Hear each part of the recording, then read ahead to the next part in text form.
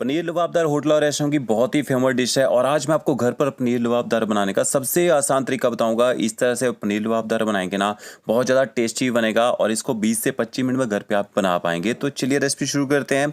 सबसे पहले यहाँ पे मैंने 400 ग्राम पनीर लिया है। मलाई पनीर का यहाँ पे मैं यूज़ कर रहा हूँ और पनीर को आपने देखिए थोड़े से बड़े बड़े पीसेज में काट लेना है, क्योंकि हम पनीर को फ्राई करेंगे। जब पनीर को फ्राई करते हैं छोटे पीसेज रहते हैं ना, वो टूट जाते हैं। तो इस तरह से आपने पनीर के थोड़े से बड़े बड़े क्यूब्स काट लेने हैं। अब आपने पनीर को मैरिनेट करना है। थोड़ा सा ऊपर से नमक स्प्रिंकल कीजिए, थोड़ा सा हल्दी पाउडर स्प्रिंकल करना है, थोड़ा सा ऊपर से आप ना लाल मिर्च पाउडर ऐड कीजिए तीखा करने के लिए, और इससे कलर भी अच्छा आएगा पनीर के ऊपर।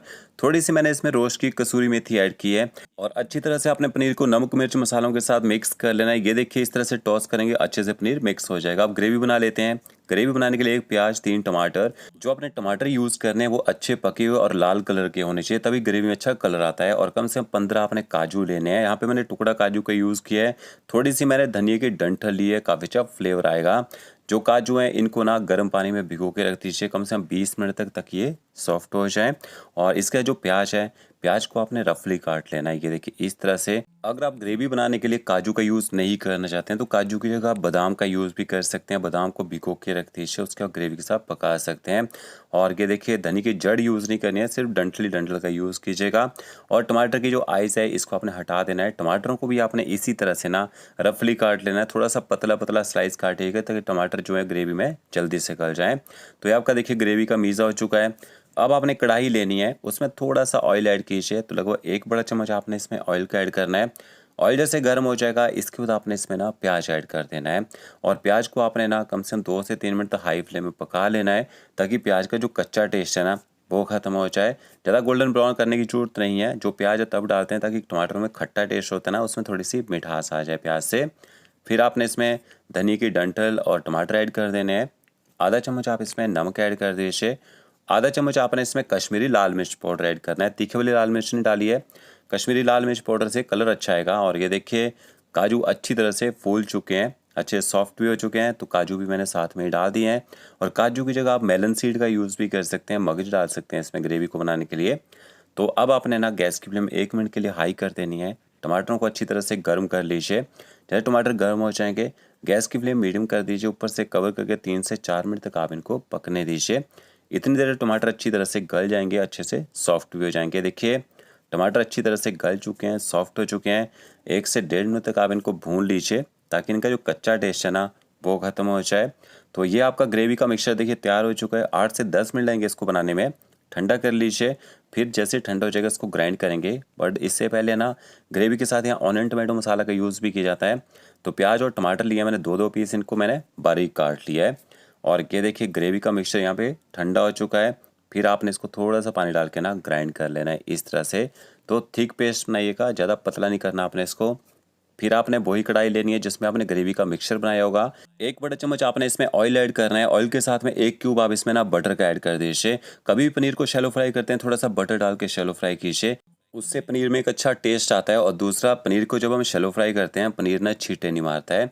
तो अब जैसे ना बटर मेल्ट हो जाएगा, ऑयल गर्म हो जाएगा, फिर आपने इसमें ना पनीर ऐड कर देना है। तो क्या देखिए इस तरह से थोड़ा थोड़ा करके पनीर आप इसमें ऐड कर दीजिए। गैस की फ्लेम हाई करनी है और 2 से 3 मिनट तक हाई फ्लेम में आप पनीर को ना शैलो फ्राई कर लीजिए। इससे ज़्यादा देर आपने पनीर को पकाना नहीं है। ज़्यादा टाइम तक पकाएंगे तो क्या होगा, पनीर खाने में ना हार्ड हो जाता है, इसका सारा पानी जो वो ख़त्म हो जाता है। तो ये देखिए लगभग 3 मिनट तक यहाँ पे मैंने हाई फ्लेम में पनीर को ना शैलो फ्राई कर लिया। इसके बाद पनीर को आप निकाल लीजिए और साइड में बाउल में कवर करके आप इसको ना छोड़ दीजिए। इसके बाद आपने इसी बचे हुए ऑयल के अंदर ना ग्रेवी बनानी है। देखिए पनीर हमारा यहाँ पे फ्राई हो चुका है। थोड़े से खड़े मसाले ऐड कीजिएगा ग्रेवी में, दालचीनी, तेज पत्ता, साथ में आपने 2 छोटी इलायची ऐड करनी है, 1 बड़ी इलायची ऐड कीजिए, 2 आपने इसमें लौंग ऐड करने हैं और 1 छोटा सा पीस आप इसमें जावित्री ऐड कीजिए। अगर आपके पास खड़े मसाले नहीं है तो लास्ट में आप ना यहाँ पे गरम मसाला पाउडर का यूज़ कर सकते हैं।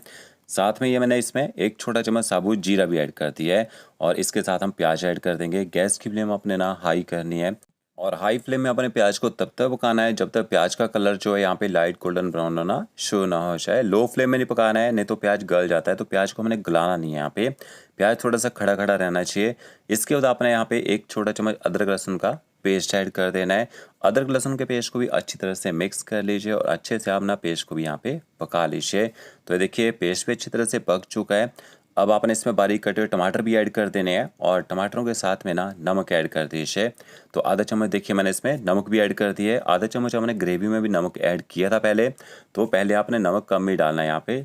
अब आपने फिर से गैस की फ्लेम हाई ही रखनी है और हाई फ्लेम में टमाटरों को भी अच्छी तरह से पका लीजिए। तो ये देखिए टमाटर भी अच्छे से पक चुके हैं। आधे से कम चम्मच आप इसमें हल्दी पाउडर ऐड कीजिए। आधा चम्मच आपने इसमें कश्मीरी लाल मिर्च पाउडर ऐड करना है ताकि ग्रेवी में कलर अच्छा आए। आधा चम्मच आपने इसमें धनिया पाउडर ऐड करना है। आधे से कम चम्मच आपने जीरा पाउडर ऐड करना है और थोड़ी सी आप इसमें रोस्ट की कसूरी मेथी ऐड कीजिए, इससे अच्छा फ्लेवर आता है ग्रेवी में। थोड़ी सी आपने इसमें चीनी ऐड करनी है, बिल्कुल थोड़ी सी, इससे ग्रेवी में हल्की सी मिठास आएगी। इसकी जो ग्रेवी बनती है पनीर लबाबदार की, स्पाइसी, चटपटी और थोड़ी सी मीठी रहती है। तो मसालों को अच्छे से मिक्स करके थोड़ी देर यहाँ पर पका लेना है। जैसे मसाले अच्छी तरह से पक जाएंगे फिर आपने जो ग्रेवी का मिक्सचर पीस के रखा होगा वो ऐड कर देना है और थोड़ा ग्राइंडर जार से ग्रेवी चिपकी हुई रह जाएगी। थोड़ा सा पानी ऐड कीजिए, उसको भी मिक्स करके आपने यहाँ पे ऐड कर देना है।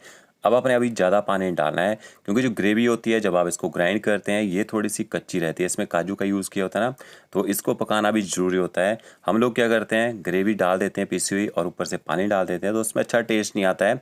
ये देखिए ग्रेवी को मैंने गर्म कर लिया था। 4 से 5 मिनट तक आपने इसको यहाँ पे पका लेना है।